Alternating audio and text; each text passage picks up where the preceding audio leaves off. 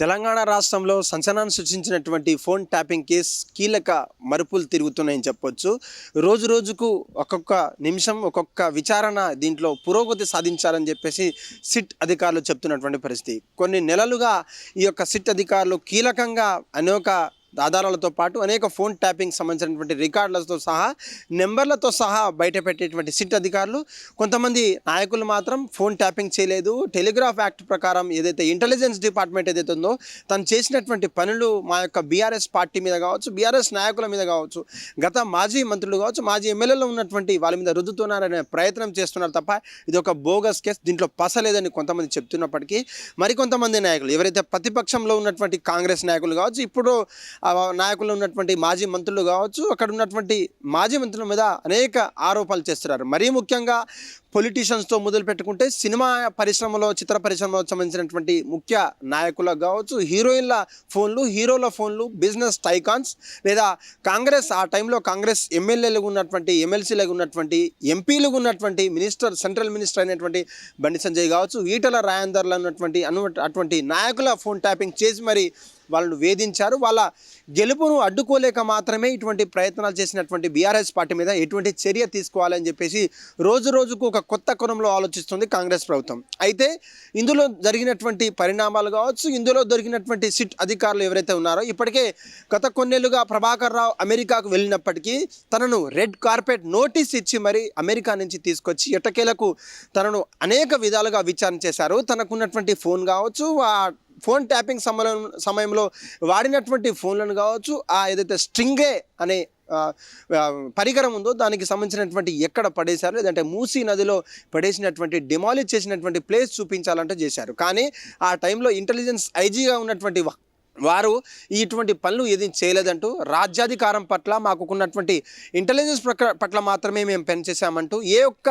నాయకులకు సంబంధించినటువంటి లోపంలో ఉన్నటువంటి నాయకులకు కావచ్చు, ఆ యొక్క నాయకులను హింస పెట్టేటువంటి విధానంగా మేమేం చేయలేదంటూ ఇప్పటికే ప్రభాకర్ రావు చెప్పినప్పటికీ, అదే సమయంలో శ్రవణ్ రావు ఎవరైతే ఉన్నారో దుబాయ్ నుంచి నేరుగా అమెరికా నుంచి దుబాయ్ నుంచి ఈ ఇద్దరు నాయకులను తీసుకొచ్చిన తర్వాత, దుబాయ్ నుంచి ఆయన వచ్చిన తర్వాత ఆయన మీద అనేక ఫోర్జరీ కేసుతో తను జైల్లో పెట్టడం కూడా జరిగింది. నిజంగా తెలంగాణ రాష్ట్రంలో మలుపు తిప్పినటువంటి, రాజకీయ మలుపు తిప్పినటువంటి ఫోన్ ట్యాపింగ్ కేసు ఇప్పుడు ఏజెన్సీకి ఇవ్వబోతున్నారట. నిజంగా ఇది కనుక జరిగితే సిబిఐ కావచ్చు, అక్కడ ఉన్నటువంటి ఏజెన్సీస్, సెంట్రల్ ఏజెన్సీస్ అయితే ఉందో ఆ కేంద్రంలో పనిచేసేటువంటి ఏజెన్సీస్ చక్కగా పనిచేస్తాయి అంటూ ఇప్పటికే సిట్ అధికారులు అంటే వలలో ఉన్నటువంటి ఈ యొక్క కేసుని సిబిఐకి కావచ్చు, సెంట్రల్ ఏజెన్సీస్కి, బ్యూరో ఇన్వెస్టిగేషన్ ఆఫీసర్లకి ఇస్తే మరింత చురుకుగా పాల్గొని వాళ్ళంతా డీటెయిల్స్ ఇచ్చేందుకు రెడీగా ఉన్నారంటూ తెలంగాణ ప్రభుత్వం యోచిస్తుందని చెప్పేసి వార్తలు వస్తున్నాయి.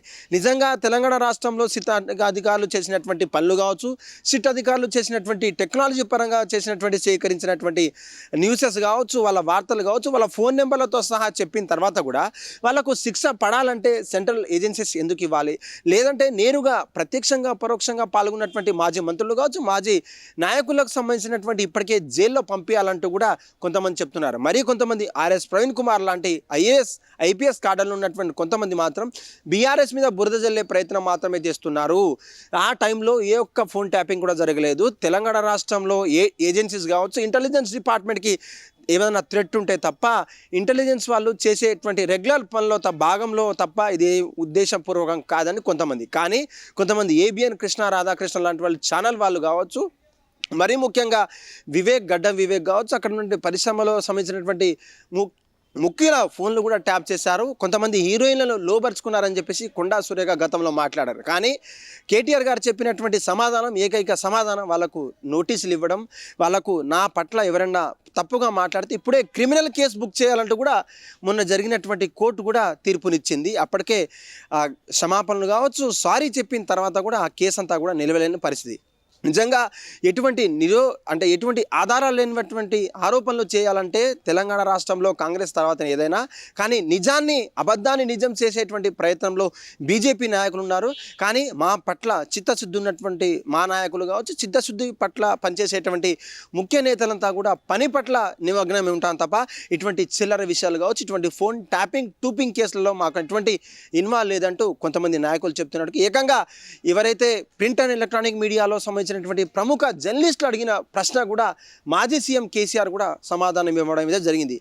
ఏదేమైనప్పటికీ కాళేశ్వరంలో జరిగేటువంటి అవకతవకల మీద ఇప్పటికే పీసీ ఘోష్ కమిషన్ ఇచ్చినటువంటి నివేదిక ప్రకారం సిబిఐకి ఎలా అయితే అప్పచెప్పాలో అదే రీతిలో ట్యాపింగ్ కేసు ఏదైతే ఫోన్ ట్యాపింగ్ కేసుని కూడా అప్పచెప్తే మేము ఒక రాజకీయ పరంగా గడ్డనెక్కే ప్రయత్నం కొంతమంది నాయకులు చేస్తున్నారు. రానున్న స్థానిక సంస్థల ఎన్నికల్లో ఇటు బీఆర్ఎస్ని మోసగించేటువంటి పార్టీలు ప్రజలు ఉన్నప్పటికీ బీఆర్ఎస్ని దెబ్బతీసే విధంగా ఇటు కాళేశ్వరం ప్రాజెక్టు కావచ్చు, ఇటు ఈ రేసింగ్ సంబంధించినటువంటి ఈ ఫార్ములా రేస్ సంబంధించినటువంటి కేసును కావచ్చు, ఇటు ఫోన్ ట్యాపింగ్ కేసును వాళ్ళకి విచారిస్తే వాళ్ళకు అనుమతినిస్తే ఈ యొక్క సజావుగా సాగుతుంది. మన ఎలక్షన్స్ కూడా ఎటువంటి డౌట్ లేకుండా ఉంటుందని చెప్పేసి మరికొంతమంది కాంగ్రెస్లో చెప్తున్నటువంటి పరిస్థితి.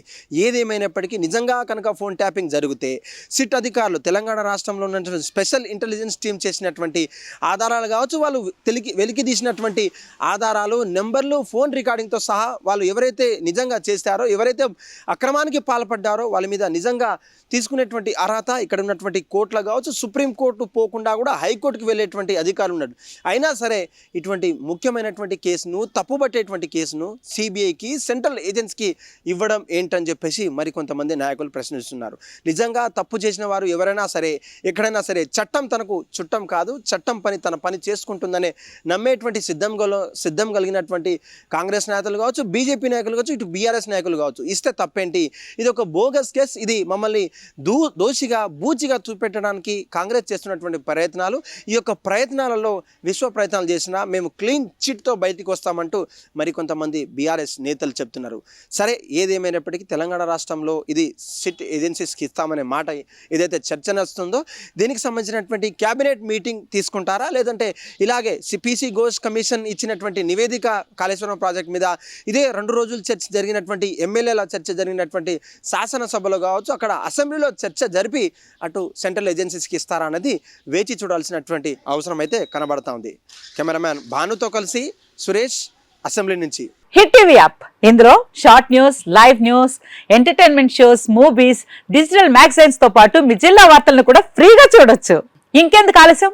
వెంటనే హిట్ టీవీ యాప్ ని డౌన్లోడ్ చేసుకుని ఫ్రీగా ఎంటర్టైన్మెంట్ పొందండి. Hit TV app. Hit TV app. Please download hit TV app. Hit TV app ని ఫ్రీగా డౌన్లోడ్ చేసుకుని ఎంజాయ్ చేయండి. మీకు నచ్చిన ఎంటర్టైన్మెంట్ కోసం హిట్ టీవీ యాప్ ని ఫ్రీగా డౌన్లోడ్ చేసుకుని ఎంజాయ్ చేయండి. హిట్ టీవీ యాప్ ని డౌన్లోడ్ చేసుకుని ఆస్వాదించండి, ఆశీర్వదించండి. ఇంతమంది సెలబ్రిటీలు హిట్ టీవీ యాప్ ని డౌన్లోడ్ చేసుకోండి అని చెప్తున్నారంటే ఎంత మంచి యాప్ ఆలోచించండి.